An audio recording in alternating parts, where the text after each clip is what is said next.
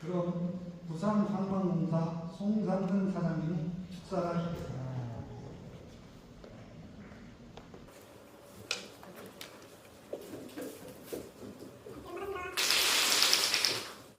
존경하는 강희석 한국항만물류전략연구원 원장님, 그리고 정재성 한국국제상학회 회장님, 그리고 한국항만경제학회 회장님과 관계자 여러분 대단히 반갑습니다. 나들으신 강희석 원장님께 다시 한번 감사드리면서 오늘 소중한 자리가 되기를 희망합니다. 대단히 감사합니다. 안녕하십니까. 부산지방의 양수산청장 김혜성입니다. 오늘 제가 이렇게 오면서 반가운 분들 많이 뵙겠다 했는데 우리 방혜석 교수님 너무 진짜 오랜만에 뵙는데 건강하고 건강하시라고 진짜 반갑고요. 우리 우혜종 선배님 마지막까지 알찬 세미나가 돼서 좀 저희가 눈이 번쩍 뜰 만한 그런 공연들 좀 많이 들려주시면 감사하겠고요.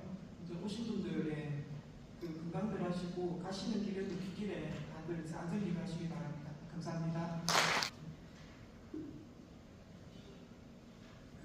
존경하는 내 교인 여러분, 그리고 오늘 이 자리에 함께해 주신 모든 참석자 여러분,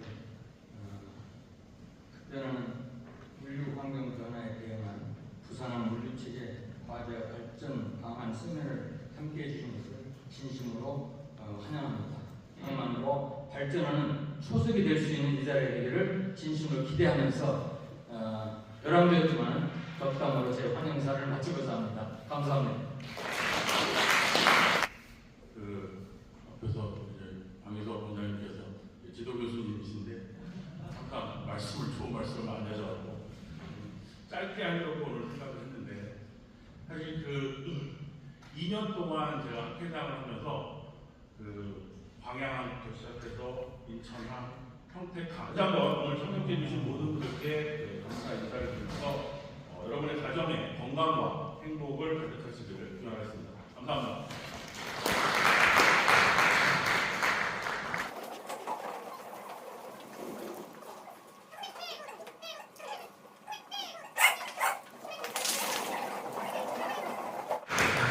제2 주제반대로 강남규 소장님께서 메타버스 시스템을 활용한 부산 컨테이너 터미널은 미래 경쟁력 강화 전략의 발표가 있겠습니다.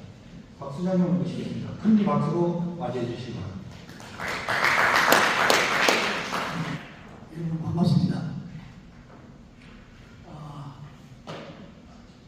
해학에 근무하고 있다가 이제 은퇴를 해가지고 벌써 2년 지났네요. 그래서 이게 이제 학생한테 강의 오랜만에 안 한지 좀 되면서 발표가 바로 맞지 이게 잘 될란지 저도 걱정입니다. 오늘 여러분한테 말씀드릴 내용은 실제 우리가 AI 이야기를 많이 하죠. 요즘 화두와 AI가 대세지 않습니까? 그런데 실제 그 AI로 하는 에코노미를 우리 물류산, 특히 항만산업에 도입을 했을 경우 이게 과연 제대로 작동되겠느냐, 이런 데 주제죠. 그래서 제가 퇴임을 하고 IT 회사에 취업을 다시 했습니다. 거기서 개발했던 내용을 경험담을 여러분한테 소개해드리고, 실제 시스템은 또 오늘 나가면 저희들이 동영상을 만들어 놓고 거기서 시연을 해볼 수 있는 걸 만들어 놨습니다. 그래서 어떤 것을 만들었느냐, 이제 이게 중요한데, 항만 그대로 터미널 부분을 만들었습니다. 그래서 현실에서 돌아가고 있는 터미널의 운영을 가상 공간에다가 옮겨서 거기서 작동을 미리 시키는 개념은 다 그겁니다. 미리 시키는 거예요. 그러니까 미리 시키는다. 그래서 미래를 예측해야 되는 것도 있을 거고, 그 다음에 또 시뮬레이션 해야 되는 것도 있을 거고, 이런 것들이 이제 오늘 발표의 주된 포인트가 되겠습니다. 그래서 오늘 주 4가지를 설명을 할 겁니다. 4가지. 잘 기억하고 계십시오. 토론도 실제 어떤 시스템이 돌아간다 이건 저한테 그렇게 중요한 것이 아닙니다. 오늘 네 가지. 첫 번째는 이 가상 공간을 옮겨놨을 때 완전하게 실제와 같은 것이 올라가느냐 이거죠. 그걸 우리가 컴플리트 뉴스라고도 이야기하죠. 완전하게 표현이 되는 거예요. 이제 두 번째는 이제 과연 올라가는데 가상 공간에 이게 현실을 제대로 묘사하고 있는가 지각성의 문제가 있을 겁니다. 지각성의 문제. 정확하게 표현되는가? 돌리는데 답이 잘못 나와. 또 의미가 없는 거죠. 시큰 고심해서 만들어놨다가. 그 다음에 세 번째 포인트는 과연 이게 상황이 변했을 때 과연 이게 즉각 대응이 되는가? 예를 들어서 뭐 갑자기 태풍이 몰아쳐가지고 표시가 쓸 수 없게 된다든지 내지는 뭐 표시가 또 고장이 난다든지 또는 뭐 갑자기 뭐 상황에 따라서 배가 늦게 온다든지 이럴 때 사전에 우리가 만든 가상 공간에서의 운영 시스템이 그걸 잘 대체할 수 있는가 이런 문제가 있을 수 있죠. 그 다음에 이제 마지막으로 포인트가 과연 현상을 묘사하는 거 가지고 우리는 만족을 못한다. 현상을 묘사를 한다. 시뮬레이션이 이제 목표 그런 거죠. 현상을 제대로 묘사하면 시뮬레이션도 잘했어 하고 이렇게 두드려줄 텐데 그것만 가지고는 우리가 만족을 못하는 거예요. 그러면 뭐냐? 그럼 마지막에는 내가 원하는 이걸 끌고 가야 돼. 이 가상 공간에 있는 시스템을 내가 원하는 대로 이걸 거기에 내가 원하는 대로 끌고 간다. 그걸 원하는 내가 목표가 있느냐는 목표를 설정했을 때 그 시뮬레이션은 그에 맞춰서 목적을 따라서 목표를 따라서 이 어떤 답을 내줄 수 있는 이런 네 가지 포인트에서 오늘 말씀을 드리고자 합니다.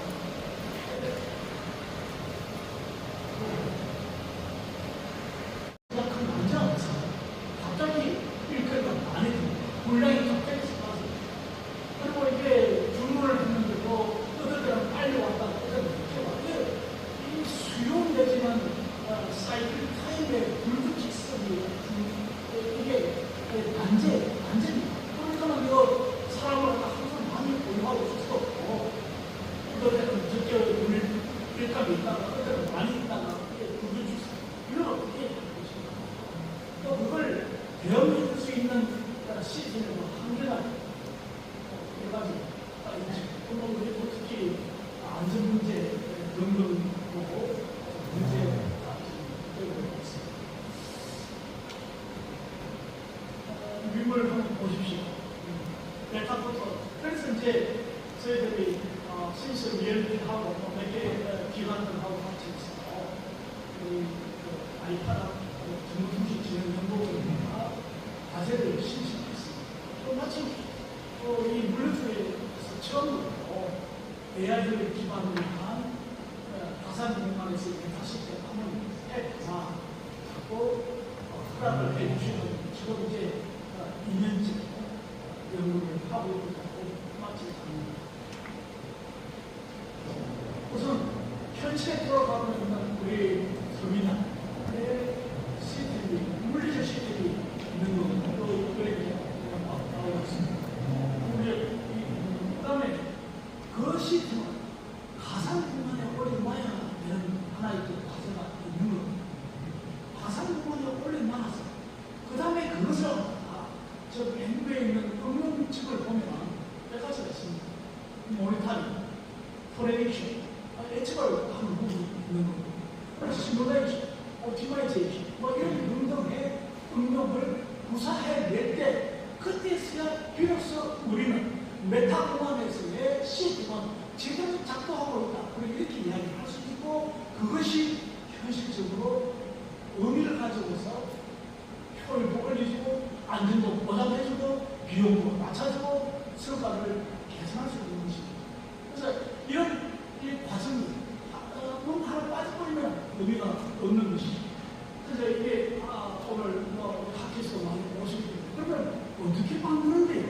이런 질문이 단번에 오릅니다. 그러면 왜 우리가 기계 학습이라고는 많이 들어보셨어요. 머신러닝, AI를 한 분야에서 기계 학습이 있고 그것이 그동안 상당한 세월에 거쳐서 많은 학자들과 연구자들이 모델을 만들어서 과거에 우리가 생각하지 못한 것을 맞춘다 해요. 맞춘다. 그걸 우리가 프레딕션, 그걸 맞춘다 이라면 두 가지 의미가 있는데 하나는 프레딕션 의미도 있고 하나 포아키스팅의 의미가 있는데 두 가지 같은 사용하고 있거든요. 그래서 프레딕션이라면 다른 예를 들어서 인풋이 들어가면 아웃풋을 만드는 거 그건 우리가 인공지능이 만든다. 그리고 우리가 흔들 많이 쓰는 개와 고양이 그림을 쫙 학습시켜가지고 뭔가 하나 그림을 다 그리면 너는 개야, 너는 고양이라고 이렇게 판별을 해주는 뭐 이런 것들입니까? 그러면 우선 우리가 인공지능을 가지고 물려서 하는데 우리가 적용을 했을 때 우리가 과거에 많은 데이터를 가지고 학습을 시켜서 그걸 적용을 해봐요. 그걸 적용하는 이런 이제 모델들이 많이 있습니다. 그 중에서 어떤 특정한 분야에는 어떤 모델이 잘 피팅이 잘 돼요. 그리고 그 피팅이 된 것 가지고만 부족하고 그 피팅한 결과가 과연 어느 정도 정확성을 갖고 있느냐 하는 정확도를 계속 따지게 됩니다. 보면 어떤 것들은 98%, 99%까지 정확성을 맞추는 것도 있고 어떤 것들은 87, 88% 정도만 맞추는 것도 있고 그래서 이제 끊임없이 우리가 그걸 정밀도를 높이는 노력이 필요하다는 것입니다. 그 정밀도가 맞지 않으면 실컷 만들어 놔도 아무 의미가 없고 음침으로 답을 내면 그걸 현상에 있는 물리적 현상을 가상공간을 보였을 때 그 제대로 나온 답을 우리가 믿을 수 없다는 것입니다. 그런 게 하나 있죠. 그래서 이제 이런 이제 결과들을 가지게 됩니다. 많은 현실에 있어서의 실제 발생하고 있는 물리적인 현상들을 어떻게 이걸 프레딕션할 것이다. 그래서 정밀도는 얼마냐. 이런 것들. 그래서 나도 말씀드렸듯이 이게 의미가 항상 있는 것이죠. 이게 이제 터미널 계획자가 운영합니다. 이런 거죠. 예를 들어서 내가 저반 시간을 맞춘다. 예를 들어 저반 시간, 어떤 때가 들어왔어. 저반 시간이 한 15시간 자기가 시간이 15시간. 그런데 이 AI는 뭐라고 하냐면 13시간 걸리는데요? 라고 답을 한다. 그럼 2시간 차이가 나요. 그럼 2시간 차이가 나는 걸 그러면 이 실제 현업에 계시는 분들이 그러면 못 믿겠어. 라고 버릴 수도 있고 그래 내가 좀 뭘 잘못했는가? 라고 해서 그걸 없앴다고 쓸 수 있다는 거죠. 여기에서 인간과 기계 사이에서 오는 갭이 항상 존재하는 것입니다. 그래서 그걸 어떻게 이걸 만들었다 하더라도 현장에다가 제대로 적용할 수 있는가 하는 문제는 이게 인간과 기계 사이의 소통에 의해서 그것이 결정될 거다. 그런 겁니다. 그래서 첫 번째 완전성의 문제에 있었습니다. 우선 선박이 입항해서 선석에 저반을 시키고 장비가 들어가고 하입 작업을 하고 그렇지만 선박이 빠져나가는 그러다가 들어갈 때 보시면 되게 그런 거죠. 그런데 모델을 우리가 어떻게 모델링을 할 것인가 하는 문제가 하나 있거든요. 첫 번째 모델링을 할 것인가. 그 다음에 그렇게 모델링을 했을 때 어떻게 이것이 정확하게 당신이 했던 모델링은 현실과 같으냐 하는 문제가 또 하나 있고 그게 정밀도는 얼마냐. 이제 요거는 실제 데이터하고 비슷한 결과를 비교했는데 거의 100%를 맞추고 있습니다. 그러면 이제 이런 거죠. 그거 선생님이 만들 때 당신 그 제일 좋은 데이터 가지고 만드는 거니까 다른 데이터 해보자. 먼저 시점을 바꿔서 해보자. 상황을 바꿔서 해보자. 뭐 등등 여러 가지 이제 우리 AI에 대한 그런 항상 의심을 하잖아요. 야, 네가 기계가 잘하면 얼마나 할 수 있는 거야. 그러니까 그런 것들을 앞으로 끊임없이 우리가 검증해야 되는 그런 상황이 있습니다. 그 다음에 이제 아까 이야기했잖아요. 어떤 그런 만들었을 때 그냥 묘사를 한다. 시뮬레이션이 묘사하는 거거든요. 묘사를 하는 거예요. 묘사하는 것 가지고 우리는 만족을 못해. 다시 말하면, 자, 배가 들어와 입항을 합니다. 저감합니다. 큐시가 붙습니다. 그 다음에 빠져나간다. 어쩐지 그럼 못 되잖아요. 그런데 입항했는데 앞에 들어갈 자리가 없어. 그럼 무조건 대결해야 돼. 정박선 대결. 그렇다면은 그걸 그냥 묘사한다. 현재 하고 있는 방식을 묘사한다. 이걸 내가 만족하겠느냐. 그래서 여기서 우리는 몇 가지 전략들을 갖다가 가지고 등장을 한다. 그러니까 지능을 심는 거예요. 너는 이번에 내가 이걸 돌리는 너는 기계 너는 이렇게 하라. 뭐냐? 들어오는 배에 대기 시간을 최소로 하여금이라 이걸 해봐라. 그러면 됩니까? 그러니까 배 대기 시간을 선박을 대기 시간 최소로 하려면 저 뒤에까지 다 가야 돼. 선습에 들어오는 있지만은 그걸 뒤에 걸 다 보고 조금 먼저 왔다 하더라도 그것도 대기하고 있어. 다른 놈들을 물량이 더 많은 놈들을 갖다가 먼저 붙여야 돼. 뭐 이런데 이게 이제 순수의 변화가 있습니다. 근데 이제 우리가 그렇게 안 하잖아요. 그걸 우리가 퍼스트 쓰라고 하고 그리기 전략 이게 단독적인 전략 방법을 쓴다면 그러면은 그런 전략을 몇 가지 정도 만들 수 있어. 그래서 제 머릿속에서는 세 가지를 만들었어요. 하나는 first in, first served, 두 번째는 minimum waiting time, 세 번째는 maximum productivity.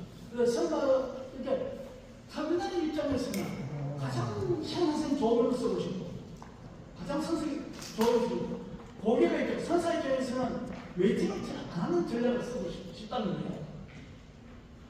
그럴 때 이와 같은 여러 가지의 KPI 지표를 아우러서 이걸 봐가면서 어떤 결정을 하면 된다. 이런 점이죠. 그래서 이제 이걸 실제 이제 과연 실제 데이터라서 과거에 이미 컨테이너 터미널에서 했던 데이터하고 시뮬레이션 결과하고 비교해 보면 맨 왼쪽에 있는 것은 실제 운영 데이터고요. 또 오른쪽에 세 가지가 전부 다 전략을 집어넣어가지고 나온 시뮬레이션, 메타 공간에서의 어떤 결과, 이게 비교해보면 확실히 좀 많이 줄어들죠? 줄어들면 알 수가 있고. 그래서 효과는 오른쪽에 적혀 있는 것이 효과다. 이제 그게 어떤 특정 기간에 한 일주일 동안 돌려봤는데, 일주일이면 이거 시점을 바꿔가면서 상황이 변하면서 테스트하면서 이게 폭넓은 그런 이제 정확도, 완전성을 인정받을 수 있지 않겠느냐 이런 지식을 가지고 있습니다. 이건 이제 그 다음에 포인트가 이런 거예요. 큐쇼 도장이 났다는 거예요. 그럴 때는 어떤 식으로 선석에다가 선박을 배정할 건데요. 그게 큐쇼는 몇 대를 언제 몇 대를 어떤 걸 갖다 배치해야 될 것인가. 그럴 때 큐쇼는 부족하지 않는가 남아돌지 않는가. 큐쇼 한 대에 뭐 150억에서 200억 정도 받잖아요. 보통 뭐 서너 개 선석하고 있으면 뭐 이게 벌써 열 몇 대가 돌아가고 있습니다. 이걸 너무 많이 쓰면 안 돼요. 너무 적게 쓰면 그만큼 자원이 낭비고. 이게 약간 이게 보통 문제가 아닙니다. 한 대에 150억에서 200억 하는 그런 규칙 한 대가 어떻게 이걸 효과적으로 쓸 수 있느냐. 이게 내가 고민일 거다. 특히 경영을 책임지고 있습니다. 이 방식은 갑자기 내가 들어오다가 갑자기 죄송합니다. 기간이 왜 안 왔는데 이게 갑자기 이상하게 뭐 상황이 생겼어요. 이게 이제 배를 갖다가 빨리 못 되겠는데 뭐 이제 이런 상황이라 어떻게 우리가 빠른 시간에 이걸 조정을 해야 돼요. 조정했을 때 그때 상황들을 어떻게 미리 알 수 있겠느냐 하는 문제가 있습니다. 이런 이제 그런 내용들입니다. 자, 그 다음에 완전성을 중에서 자, 선습은 이제 그런 방식으로 해결을 했다고 합니다. 이번에는 계획에서 들어오는 트럭의 문제, 항상 문제 골치 아프죠. 그 데이터를 보통 뭐 레일이 한 6개, 7개씩 이렇게 있는데 와서 쫙 밀리기 시작하고, 그리고 특히 아침 8시부터 오후 3시까지 엄청나게 대기를 시킵니다. 그럼 이제 내일 모레 막 들어올 차량들을 줄 때, 그때 너는 언제 들어오는 게 좋겠다라고도 있지만 그때 들어서 얼마나 시간이 걸릴 거냐 하는 거죠. 그걸 갖다가 이제 이 기계 학습을 시킨 결과 그냥 97%, 98%의 아주 정밀도를 보이고 있습니다. 너무 복잡하게 IoT를 달고 GPS를 해서 수신을 받고 그런 방법은 안 하더라고. 과거의 데이터만 갖고도 충분히 기계에서 AI를 학습해가지고 내일 너 몇 시에 오면 얼마 걸릴 거야. 내일의 그 시간 내에는 털이 얼마 올 거야. 하는 것들 다 예측을 해낸다. 그것도 아주 정밀하게 예측이 된다 하는 것을 말씀드립니다. 자, 그 다음에 좀 이야기 이런 거예요. 그러면 이렇게 턴타임을 좀 해보고 싶으시거든요. 그러면 예를 들어서 이게 상식적이죠. 야, 그 비즈니 타임에 그 들어오는 털을 빼가지고 좀 레이지 이거 좀 아이들 타임과 좀 배치하면 좋겠는데 그 정도 되면은 턴타임이 줄어들 거야. 털에게 대기 시간이 줄어들 거야. 약간은 되는데 그러면 얼마나 줄어들까? 이거는 우리가 계산이 안 되는 거야. 그죠? 그 계산을 할 수가 없죠. 시뮬레이션을 갖다 발달시키지 않으니까. 그래서 그걸 이 가상공간에서 다 실현됩니다. 실험하니까 왼쪽에 있는 저 표는 현재 상황에 그거 떨어질 때 대기가 얼마나 걸리고 대기 측수가 얼마나 걸리고 평타임은 어떻게 되고 오른쪽에 있는 저 표는 거기서 얼마나 성공할 것인가 하는 것을 바로바로 그래서 이제 물량을 한 30개, 트럭을 30%가 어떻게 그럴까요? 50%가 어떻게 시간이 걸릴까? 이게 사용자가 그에 대해서 충분하게 연습을 해가면서 상대방한테 운전기사한테나 트럭 회사한테나 이야기해서 그때 오면은 당신 얼마 걸릴 건데? 라고 할 수 있다. 그다음 이제 마지막 컴퓨터 뉴스의 마지막 단계는 결국은 이제 야단 문제예요. 야단 이게 어려우니까 만들어보면 왜 어려운가 한번 들어보세요. 이 모델을 갖다가 만들면 물량이 게이트에서 이제 무슨 들어오지요. 게이트 들어오고 하던 나이. 그럼 게이트에서 들어온 물량은 이제 선택이 되겠지. 그거 하나 있죠. 그 다음에 이제 선바에서 내려오는 것들은 그것과 싸우고 있다가 하나는 선택이 되든지 안 하면 게이트 단축돼. 그러니까 이 구멍들이 이제 많은 거예요. 이 구멍이 많은 걸 게이트 들어오는 반출 구멍이 많은 걸 다 잡아야 돼. 시뮬레이션 그대로 표현해야 돼요. 그래서 이제 이런 네 가지 경우 수를 다 잡아내야 된다. 그런 말씀입니다. 그렇게 했을 때 얼마나 들어온 물량이 실제 액추얼 데이터를 만족시킵니다 하는 건데 선박은 거의 100%가 같아서 내려오는 막 올리는 거다. 들어온 놈은 약간 차이가 있어. 그런 거냐면 실제 이게 듀얼타임이라는 것도 문제가 있고 지금 당장 올라가는 선박의 물량뿐만 아니고 미래 많은 것들도 있고 그런 것에서 차이가 있고 있더라. 그런 말씀이고 그렇게 해가지고 이것도 전략을 쓰기 시작합니다. 그냥 노상하고는 나는 만족을 못해. 그러면은 예를 들어서 리핸들링을 최소로 하는 전략을 한번 써서 어떻게 배치하는 것이 좋은가 이런 문제가 있을 수 있고 아니면은 ARMGC를 움직임을 최소로 하기 위해서 좀 모아놓는 선사들을 좀 모아놓고 하는 불필전략을 쓸 수 있고 이런 이제 여러 가지 방법들을 쓸 수 있을 때 그 결과가 어떻게 나오느냐 이렇게 나옵니다. 그래서 이걸 이제 해보니까 과연 리핸들링이 얼마나 줄어들까? 이것들 실험을 계속 해가면서 그 측정을 해봐야 한 일주일 정도 돌려보니까 이렇게 나오더라. 이제 이거는 하나의 기술 분야입니다. 예를 들어서 이렇게 이게 두 가지를 비교하면서 전략에 따라서 다르게 배치한다는 것을 일단 여러분에게 보여드리는 거예요. 색깔은 뭘 하냐면 나가는 듀 데이터에 따라서 색깔을 갖다가 다르게 넣었을 때 나오는 결과도 있고 그래서 리핸들링은 어떻게 차이가 있는가 하면서 차이가 있다. 이게 원래 액추얼 제가 리핸들링을 다 계산해봤지만 28,500번 정도가 되더라고요. 그래 26,000번 정도가 줄어들기 줄어들고 그러면 전략에 따라서 차이가 있느냐 이게 이제 중요한 거죠. 전략에 따라서 차이가 하더라. 이게 이제 중요한 그럼 얼마나 차이가 있느냐 얼마나 차이가 있느냐 이게 9% 차이가 겨우 9%밖에 효과가 없네요. 우리는 자, 이 회사는 300만이 넘는 그냥 처리. 그러면 10%가 줄어들었어. 그러면 30만에 이 크레인이 찍다 내리면 이 에너지, 시간, 줄이는 겁니다. 연간. 그죠? 그러면 연간 300일이라 했을 때 하루에 1000번을 줄일 수 있는 거예요. 1000번을. 그렇게 해서 끊임없이 우리가 다른 시점에 다른 공간에서 이것을 운동을 해봐야 되겠지만 현재로서는 이런 효과를 우리가 분명하게 할 수 있습니다. 그래서 제 생각에는 우리가 AI로 하는 머신러닝이나 시뮬레이션이나 오토마이제이션이나 하는 이런 전략성을 우리 한 번에 도입할 때가 됐다. 이 정도의 세계 컨테이너 이 서로푸시의 규모가 세계 7대 판정 물량 같은 이 일을 갖고 있을 때 그걸 할 때가 됐다. 이제 이런 결세 그럼 어떻게 하면 될 것이냐. 이제 이런 전략성을 우리가 생각해 볼 수가 있습니다. 오늘 여기까지 설명을 말씀드리겠습니다. 감사합니다.